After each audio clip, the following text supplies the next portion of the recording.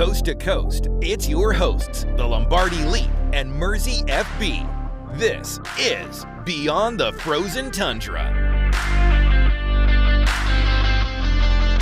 Hello, everybody. Welcome to the show. I'm your host, the Lombardi Leap, here with Mersey FB. We're talking East-West Shrine Bowl. I'm going to take a look at a couple guys here because that just finished up last night. The game was on Tuesday, so we're getting out here talking about some guys who the Packers are probably going to have their eyes on here. And I didn't really look too heavily at the offensive side of the ball. I know that was more of your kind of bread and butter here. I looked at a couple guys, but not that many. More than me. I think I looked at like one.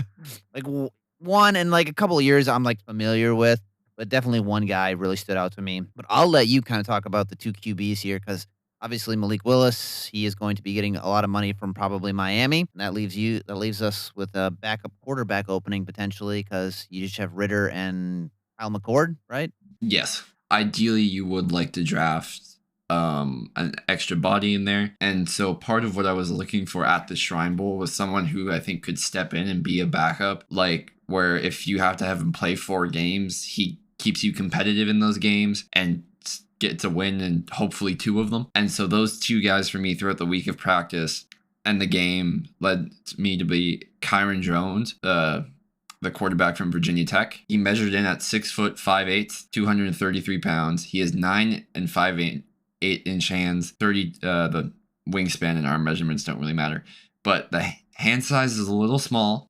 You'd liked, what is it? Wait, no, sub 9 is small, right? What did Kenny Pickett have? Yeah. I think Kenny Pickett had sub 9-inch hands. Okay, so the hand size is adequate, which kind of leads to some of like the consistency issues for accuracy. But Kyron Jones, solid size, good pocket awareness. He can step up out of the pocket and make throws under pressure. Another thing too is he's surprisingly good rolling out. That's the same thing with Jalen Daniels is the next guy who I'll talk about, but just kind of finishing up Kyron Jones. I would say his NFL comp would have been Matt Corral. Should Matt Corral have been like developed properly, because he never got that development. He kind of fell out of the league, but Matt Corral was also a 3rd round pick. Yeah, that's actually that's some high praise there for him. Matt Corral. He was drafted by Carolina. Panthers. Yeah, that actually explains a lot. Year before Bryce. He was actually in the Malik Willis draft. Yeah, but Kyron Jones is Drones, not Jones. Kyron Drones. I keep messing that up in my head. He's a late day 3 guy, maybe UDFA. I definitely think he gets drafted. Okay. It just depends by who. The next guy that I want to highlight is Jalen Daniels, quarterback from Kansas. I believe he's a 5th or 6th year senior, measured in at 6 foot even and 219 pounds, and he has 9 and 5/8 inch hands. He's got great improvisational ability. Like you saw that on display during the Shrine games specifically. He was on the East team, right? Jalen Daniels? Yeah, I think so, yeah. Yeah. The West defensive line kept getting into the backfield, and you kept seeing him scramble and kind of make the plays. He's a little smaller, and again, it's accuracy issues. A lot of the quarterbacks at Shrine did struggle with accuracy issues. This kind of QB draft, though, is a little, you see a lot of that, right? I think in this draft in particular, because like after the presumed number 1 overall pick, Mendoza, the QBs kind of drop off the cliff a little bit here. And you do see it sucks issues. Dante Moore isn't in this draft, but he doesn't want to be a Jet this year. Yeah. Would have made himself a lot of money being a Jet, though. Oh yeah. Going back to Jalen Daniels, my comp for him is kind of like Tyler Huntley. Okay. I do like that comp. The way that Huntley uses his athleticism but still makes the throws when he has to. And again, another late day 3 guy, borderline UDFA, but I like that. That's a good hit. That's a good hit. I think Snoop Huntley that's a good comp there. Even a little bit of Malik Willis. There is another quarterback too, Mark Gronowski from Iowa. Like he did well. He's another older quarterback, but again, some other team will draft him before we get the shot at it probably, or before we want to take a pick at quarterback. Yeah. So if they even take one. I'd be interested to see what happens there because they took Pratt in the 7th. They took oh my goodness, Clifford. I can't even, Clifford, In the yeah, 5th. Sean Clifford, yeah, in the 5th. It just depends if there's like when they took Clifford, Gutekunst said at the presser that there was a run on quarterbacks, and the way that their board was structured, he was the next guy, and they wanted to make sure they got him, and so that's kind of why they took him in the 5th. I know, But that was such a reach. it was such a reach. So Maybe they do take one in the 7th again though. mhm. One of the like I guess if they are going to take a running back though, I don't really want them to take one in the 7th, but I think there are two guys here that one you got like I do like CJ Donaldson, but Mhm. I'll let you kind of take him away before I talk about Demond Claiborne here, who's I love this guy. Yeah, so CJ Donaldson is 6 foot and half an inch, 234 pounds, 32-inch arms, 77 and 5/8 inches of wingspan. He's a power runner style. He has the one cut ability, but like he's not the most agile guy. You saw it a little bit in the game, how he made one good cut and then went straight downhill. Again, top end speed could be a bit of a concern, but I think he has a little bit of home run ability. But if you're looking to have someone learn from Josh Jacobs, this would be the guy that you really like. My comp for him is Jamal Williams. I like Jamal Williams too. It's just Aaron Jones that ended up being so much better. Yeah. He's like, you had who was the guy you had as a comp for him, and then I kind of overruled you with Jamal Williams. Like I saw that a little bit too, but I think he's more Jamal Williams. Yeah, I don't remember, but yeah, I like Jamal Williams better. I like the Jamal Williams much better. I do think. Yeah, that's and fitting. he's projected to go in the 5th or 6th round. So That's a good sweet spot for him. Mhm. Like just in general too, and out of Ohio State too. Like I think it's important to note that. I was surprised he declared, in all honesty. Yeah. Like I thought he'd go back, but Me too. Yeah. And so with that too, though, it's important to note that Sean Mannion was his coach at the Shrine Bowl, as well as the Packers did have. They scouted 2 games at Ohio State, so that's 3 pretty significant interactions there. No interviews yet, but I think 3 kind of important interactions for the Packers to have with a guy like CJ Donaldson. I wouldn't be surprised if he's one of like the top 50 visits or something. Yeah, 100%. I agree with that. Yes. Another guy who I was a big fan of I don't have any documented Interactions. yeah, scouts, but I do have 2 interactions. Demond Claiborne out of Wake Forest. Sean Mannion, again, was his coach, and they actually did a formal interview with him at the Shrine Bowl. So that is one of the reasons why I put him on the list here. I like him because he does have one. It probably won't happen, but if the Packers care about their punt return, kick returns, I do think that you should use running backs for starters. I think that's better than wide receivers. That's just me. He has that ability. I'm pretty sure he's a converted wide receiver. He's 5'10 and a half, 190 pounds. He's basically the opposite of CJ Donaldson. He's not a downhill power runner. He's a small framed, quick burst, change of direction, will kind of put you on roller skates. And like that happened quite a few times at good old Wake Forest there. I originally was kind of thinking, okay, does he give me Tony Pollard vibes? But then you said that Jamal Williams, and I was like, oh my goodness, I was wrong. This isn't Tony Pollard. This is Aaron Jones. Ah. I was like, I see a lot of the quick burst change of directions that Aaron Jones had. I see the him coming out and having issues in pass protection, the smaller frame, the durability concerns. Like this is, and I know they have Marshawn Lloyd. You can't rely on that. I love the fact that he has this exceptional quickness just to make defenders miss in tight spaces. He does a great job at picking holes well and just kind of waits for blocks to develop. And that, like, as Aaron Jones got so much better at it, that's why they kept him over Jamal Williams. Yeah. If you think he can survive in pass pro, great. Like, I think he's a little bit smaller. He is a little small. Yeah. Mm-hmm. And like my thing too is like if he's willing to learn and even try, he will be successful in this league. Yeah, it's the effort, right? Like there's a lot of things players can do to make themselves valuable at a position, and running back being like as a running back how do I phrase this eloquently? Being a willing pass blocker, not so much like the talent, but like the willingness to do it. You don't have to be the best at it. It's okay if you're not great, but just show the willingness to do it and improve. Definitely effort. Yeah.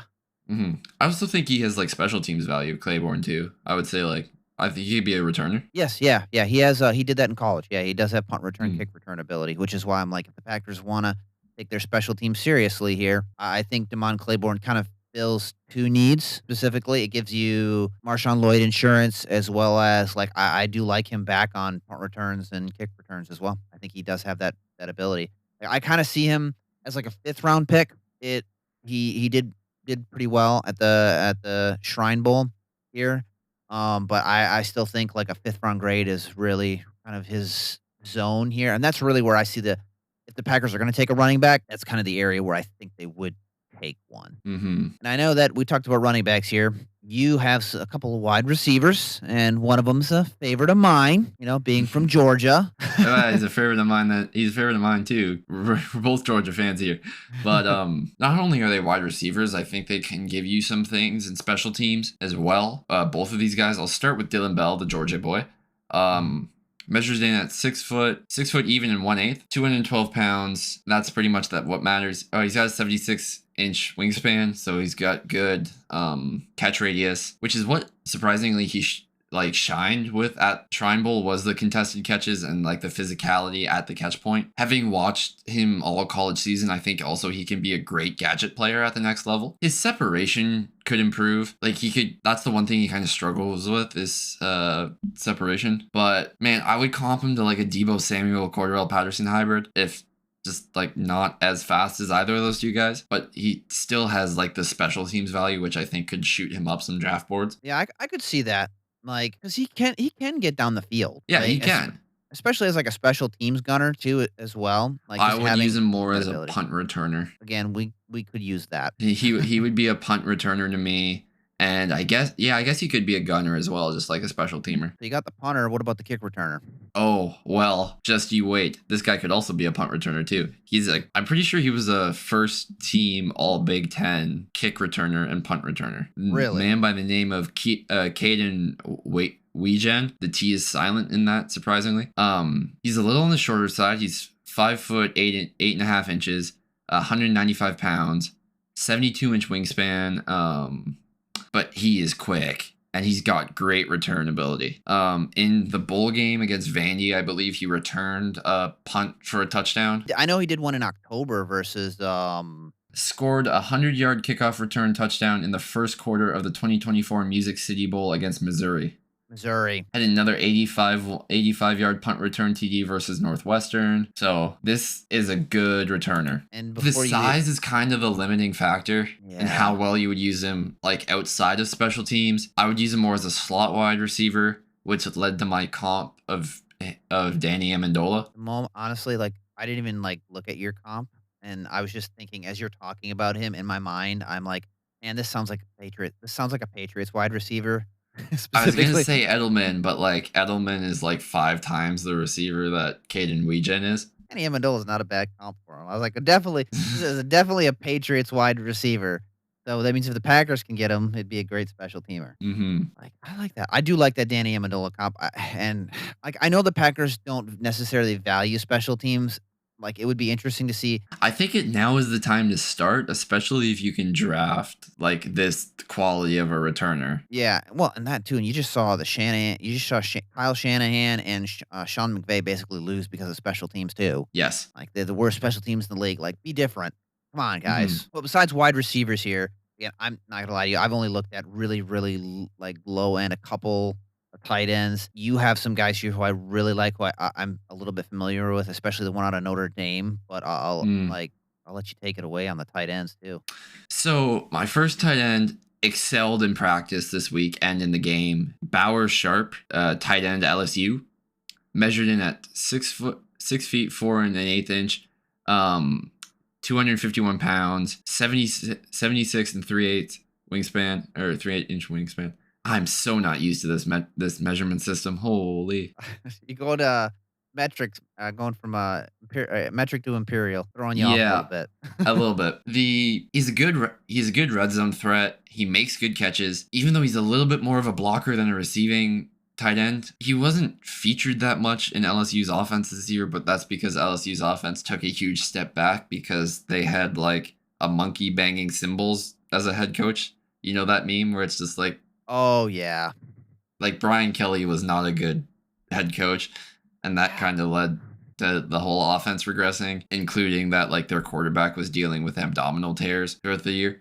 I would comp him to a budget Trey McBride. Bold. Well, you heard the word budget there. Still bold, man. Trey McBride. I feel like that's still pretty good. That's some high praise though. You call somebody Trey budget McBride has developed exceptionally well in the NFL, but I didn't think that Trey McBride would be as good of a tight end coming out of college as he is now. That's crazy, all considering that Arizona is the team it is. Hmm. And that is not very good. That is crazy that Trey McBride has developed the way he has, in spite of Yes. misery around him. And Bauer is a guy who you can get in the 6th or 7th round, closer to the end of day 3. I would put him up there in like the all-name draft team. Bauer Sharp.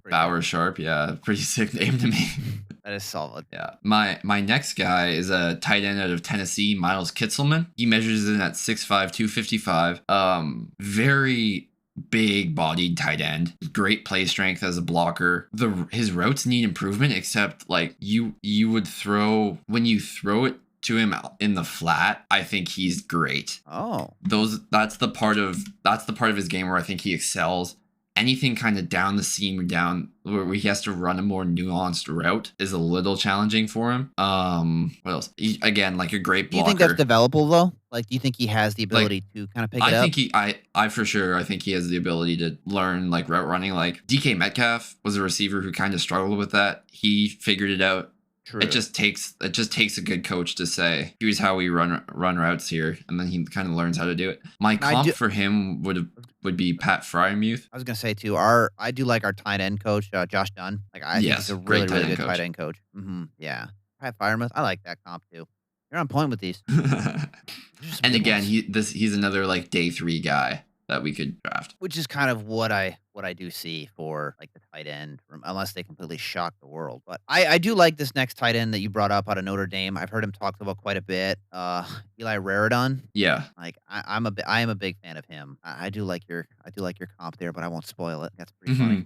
He's got a huge catch radius. He's 6'5" 3/4, 244, and has a 79.25-inch wingspan. The issue with him is kind of like he doesn't play to his size as much as you would like him to. Mm-hmm. But he's an okay blocker. You'd like that to develop a little more. My comp for him is like a less athletic OJ Howard, just because I think OJ was faster. Hopefully he doesn't get as concussed as OJ Howard. That too.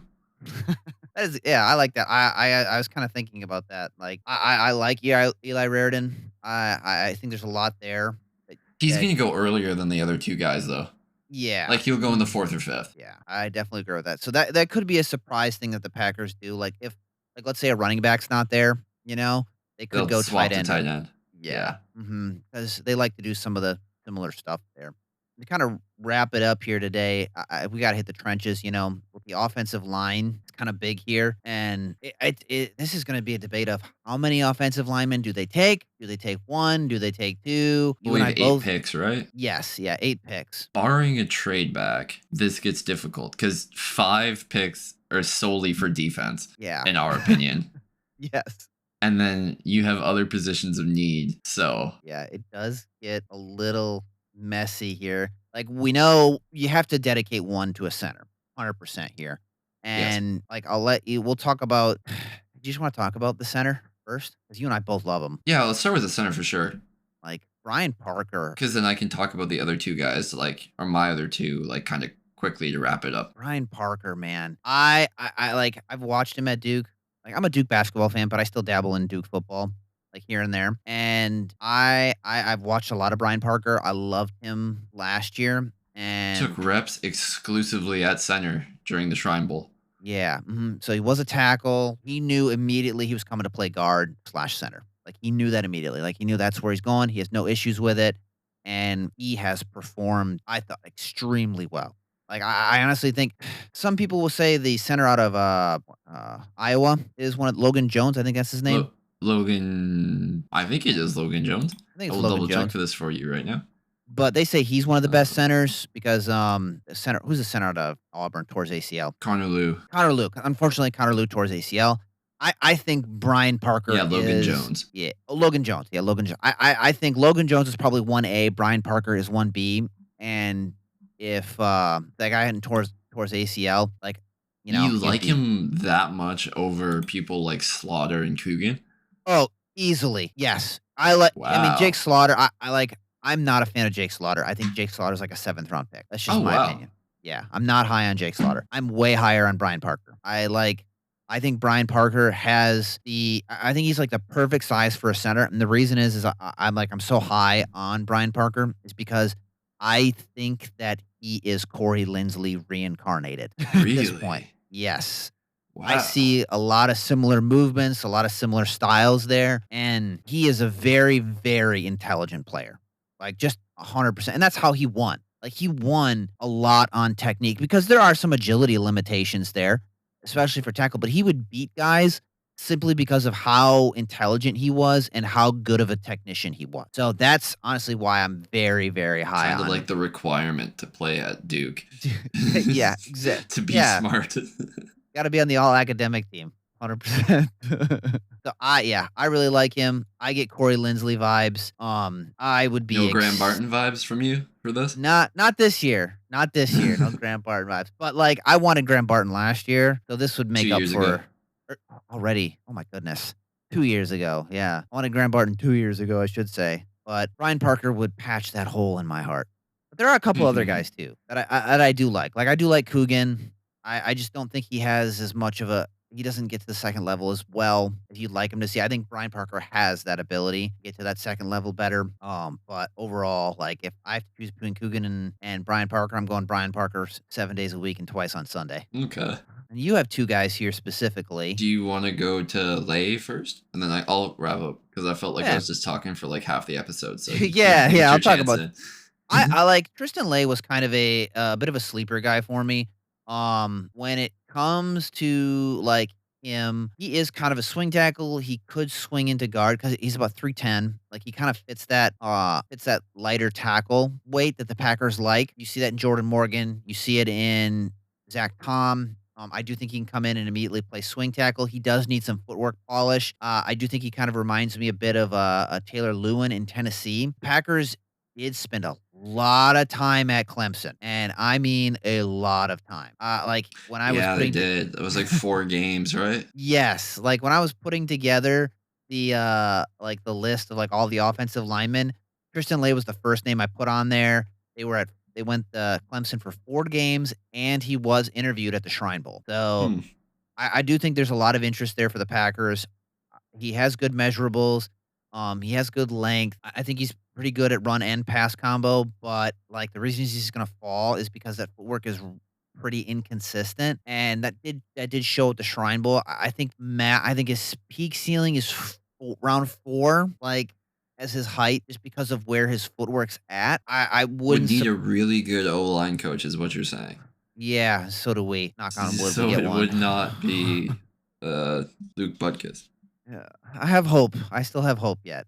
But I think that maybe round 5 and 6 is where he ends up, like late round 5, early round 6 is where I think he ends up falling. Another guy from my home state of good old Wisconsin who crushed it actually at the Shrine Bowl as well. Riley Mallman. He is 6'6", 325 pounds. He definitely has the size and anchor. He's a little bit better of a run blocker than he is a pass blocker. One of the things you talked about was like Coogan and his inability to get to the second level. Riley has the same issue. Like his mobility on the second level is noticeable. I think that he ends up making the transition to guard in the NFL. I think he can play like rotational tackle, like if you need him to like sub Mhm. in, or like you need like a 6-man. You're bringing in a 6 offensive lineman, similar like Darian Kennard. I think that he can kind of play that role right away if you need be. But moving into the NFL for him to have a long career, I think if he goes to interior offensive lineman, I think he's going to do a lot better there. I think he'll be a solid interior offensive lineman. Kind of gives me Brandon Sheriff vibes. He's played some He football. has to be but he has to be taller than Sheriff, no? There's no I way think- Sheriff was 6'6". yeah, like he is a little bit taller than Sheriff. I think Brandon Sheriff, well, about an inch taller because Brandon Sheriff was 6'5". Really? Yeah, he's Man, got he always looked like he was like 6'4" out there. He's hunched over a little bit, but he does have like 10 pounds on Brandon Sheriff. Sheriff was like Okay. 315, and Allman's in that 320, 325 range. Who was that good Cowboys guard for like forever? Oh, I just had it, then I lost it. Never Martin? mind. Zach Martin? Yeah, Zach Martin. Yeah. Any similarities to him? Although that's like comparing him to an all pro and Hall of Famer. But that's Yeah, not I really don't want to fair to jinx him. it, but that would be cool. That would be cool. An all pro in the 7th. That's where Yeah. and that's where I do have Riley at right now. I think that I could definitely see the Packers taking a 7th round OT. It's just going to depend on where they think Zach Tom's health is at, and go figure. The Packers, from Wisconsin, spent a lot of time at Wisconsin. They did scout Mhm. 3 games there. Every year, I know people from Wisconsin, Wisconsin fans, Badger fans, hope that the Packers take somebody. It never happens. I think this year could be the year. I do legitimately think Riley Mahlman could be a guy that gets his name called in round 7 if he's there. Wasn't the last guy they took from Wisconsin Cole Van Lannon? It was actually. Am I And remembering that correctly? That is correct. I actually met Cole Van Lennon. My story. He went to Nice. high school right next to me where I grew up. Though fun little Wow, story there. cool. I got to watch him play in high school. I'm like, oh Mhm. yeah, you're going to the NFL, and he just got paid by the Jaguars. Good for him. But on to your 2 guys. I know I just talked a lot too. So I'll start with the guard. Hold up, Packers taking a Mike- guard. Yeah, well, hey, I think we might need one. Micah Morris out of Georgia, 6'4", 330, 83-inch wingspan, and around 32 and an 1/8 inch arm length. Mauler in the phone booth, absolute mauler. When you get him out in space, little iffy, but as long as his assignment is to go from one guy to the next, or even when pulling, he sees the guy right out in front of him, then it's game over for the person that he's blocking, because he'll just wreck them absolutely. He likes to go for pancakes all the time. I respect it. Respect it, but sometimes stay on your feet and move to the next guy. This is part of the thing where like the play speed could improve, because Yeah. he does get beat on stunts and twists every now and then. My comp for him, and this is a lot of high praise if you remember the player and how well he played, would be David DeCastro, David DeCastro. Man. Steelers offensive guard. Yeah. Like he was. I mean, you're talking all pro. It was like Mhm. what, 3 all pros? I'm pretty sure 6 Pro Bowls. Like I know it that's- was a lot of Pro Bowls. I don't know about the All Pros, but It was 2 first teams, 1 second team, 6 Pro Bowls. Back when they mattered a little bit more. Yeah. Anyways, Mhm. Pro Bowls. that's my like high end. If everything works out, Micah Morris is this good. Man, all right, getting bold here. Yeah, my like low end comp for him. It's like David DeCastro is the high end comp. My low end comp is like Mekhi Becton at guard. I don't mind that. Like I don't mind that Mekhi Becton fit, because I know Mekhi Becton went over to the Chargers. Wasn't really a Mhm. scheme fit. Well, but their whole offensive line sucks. So it's That's kind of true. like being the strong link in a weak link system. You're going to look like a weak link, but it's that one we'll take with a grain of salt from him at the Chargers. But he took a little bit of time to develop, though. Like I do he agree did with for that. sure. That's He's definitely honestly a better good once comp. he got inside at Philly.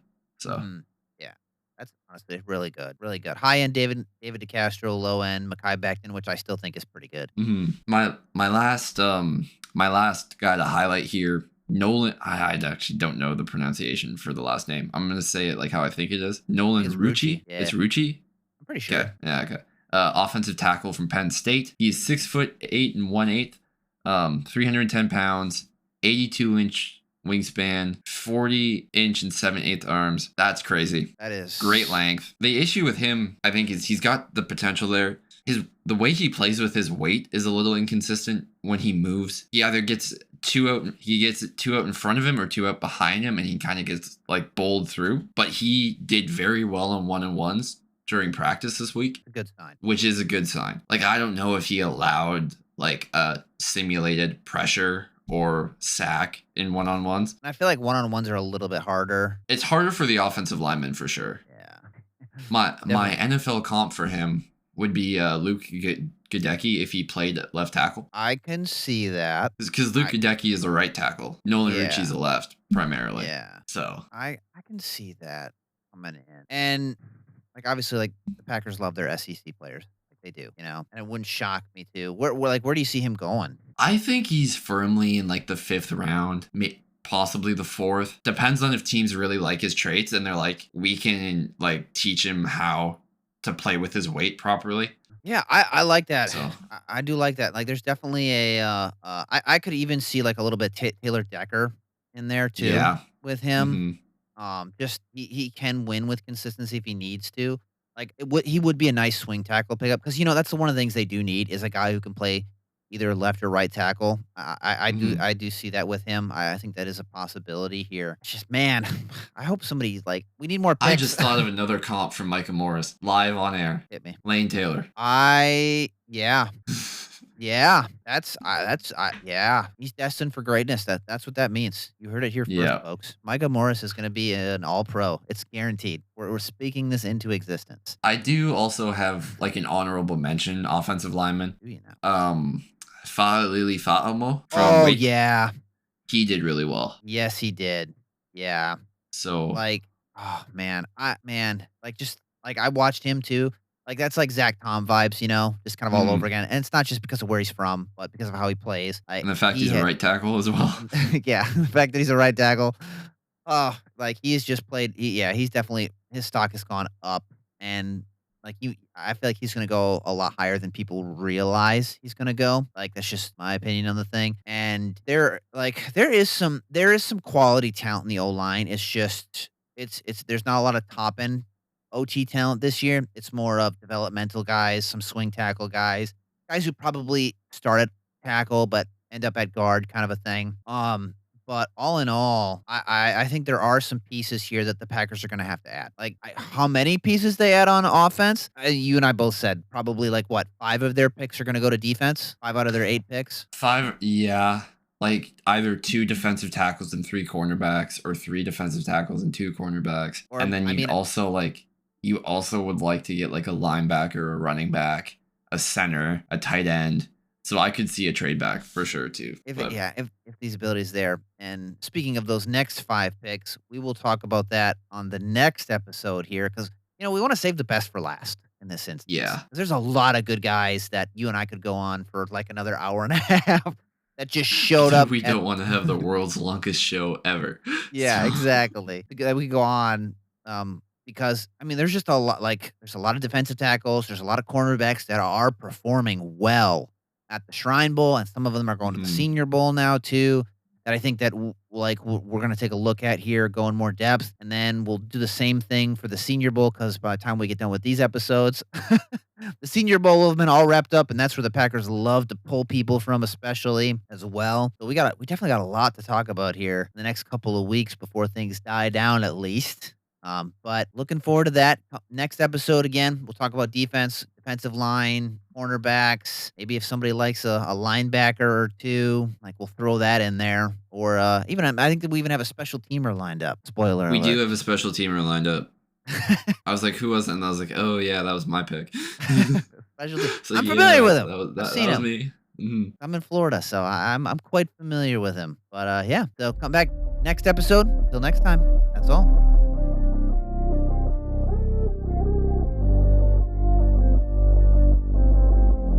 To Packers fans coast to coast, thanks for going beyond the frozen tundra. We appreciate you tuning in. And as always, go Pack Go!